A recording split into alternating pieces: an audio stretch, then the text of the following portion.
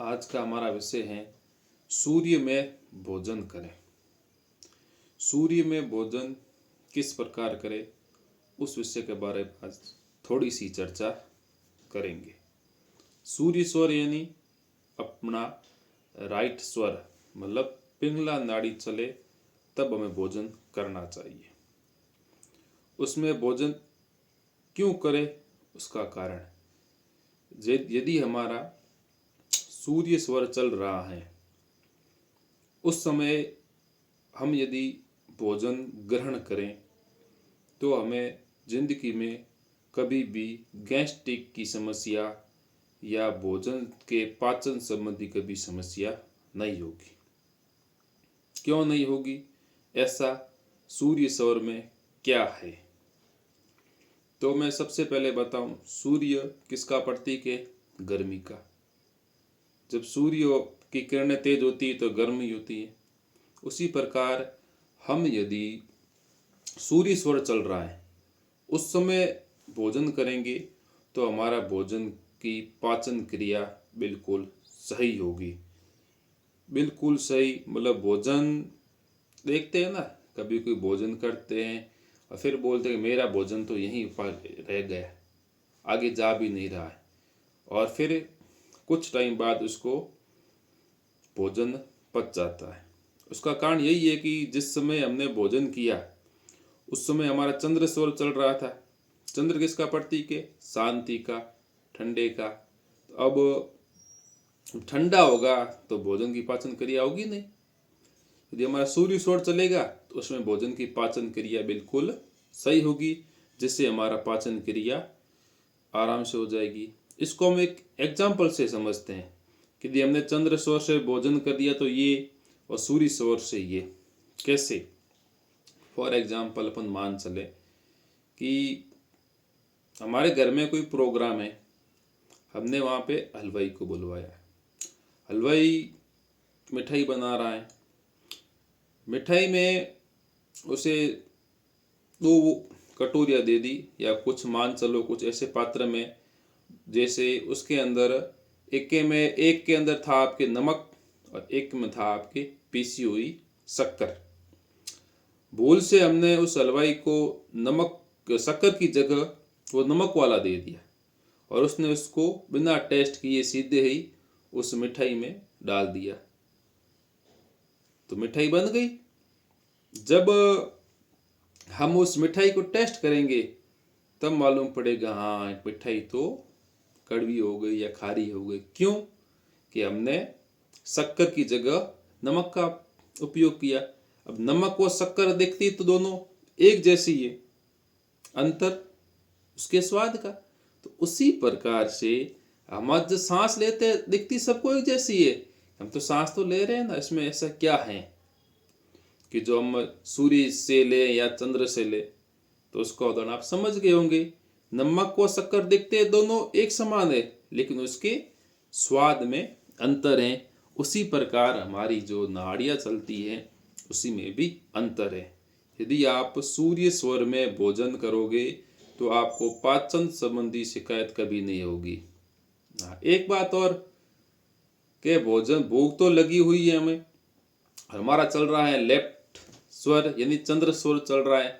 अब इसका इंतजार कौन करे? भूख अब लगी है, कुछ बात नहीं, नाड़ी शोधन कर लो। नाड़ी शोधन कैसे करना है मैं आपको पहले ही बता चुका हूं, एक और नई विधि बता रहा हूं। यदि आपको भूख लगी है, अब भोजन करना है, तो कुछ मत करो। नाड़ी शोधन कैसे करोगे? अब आपकी लेफ्ट चल रही है, आपको राइट चलानी है, तो कुछ मत कर लो।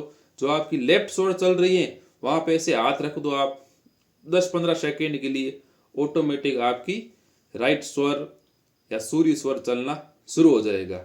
एक और विधि बता देता हूं। जैसे आपकी लेफ्ट वाली चल रही है तो लेफ्ट वाला हाथ है ना, इसको ऐसे करके ऐसे दबा लो और बगल में ऐसे आप 15-20 सेकेंड के लिए रख दो, ऑटोमेटिक आपका राइट स्वर चलना शुरू हो जाएगा। तब आप भोजन कर सकते हो ना, आराम से करो सूर्य स्वर में। आप सूर्य स्वर में 1 सप्ताह भोजन करो, अभ्यास करो, आपको अपचन की समस्या नहीं होगी। फिर आप धीरे धीरे अभ्यास करते जाओगे तो आपको जिंदगी में गैस्ट्रिक संबंधी कभी भी डॉक्टर की दवाई नहीं लेनी पड़ेगी। ये मैं एक वादे के साथ कह सकता हूँ। आप इसका प्रयोग करोगे तब आपको मालूम पड़ेगा। अब मैंने वीडियो बनाया, आपने देख लिया, आप इसको धरातल पे लागू करोगे तो आपको इसको फायदा जरूर मिलेगा। क्योंकि स्वर विज्ञान न तो मेरे मन से, ये शिव सर्वोदय शास्त्र से लिया हुआ है। सभी ये ज्ञान वहां से मैंने पढ़ा, अध्ययन किया, इस कारण आपको बता रहा हूँ। मेरे बताने का उद्देश्य यही है कि वर्तमान में काफी जनों के गैस्ट्रिक की समस्या है, सभी गोलियां लेते वो लेते हैं। इसका भी अभ्यास आप करके देखो। मैंने इसकी नाड़ी शोधन की विधि बता दी, कब भोजन करना, करो आप, अभ्यास करो, आपकी जिंदगी में इसका बहुत फायदा मिलेगा। दूसरी बात आती है, तो भोजन की हो गई। एक बात और बता देता हूं, अब फ्रेश होना है, उस समय कौन सी नाड़ी चलाएं? तो फ्रेश होने में भी हमें थोड़ी शक्ति चाहिए, तो आप सूर्य नाड़ी चलाओ। सूर्य नाड़ी चलें तब आप फ्रेश होते हो, तो आप बिल्कुल सही तरीके से फ्रेश होगे। दूसरी बात, फ्रेश होंगे तो आपको सूर्य स्वर में आप यदि फ्रेश हो रहे हो तो आपको बहुत कम टाइम लगेगा। ये बात भी आप नोट कर लेना। कैसे टाइम नोट करें? आज का ज़माना, सबकी बात नहीं करूँगा, फिर भी अधिकांशतः फ्रेश होने जाते हैं तो फ़ोन तो सबके पास होता है।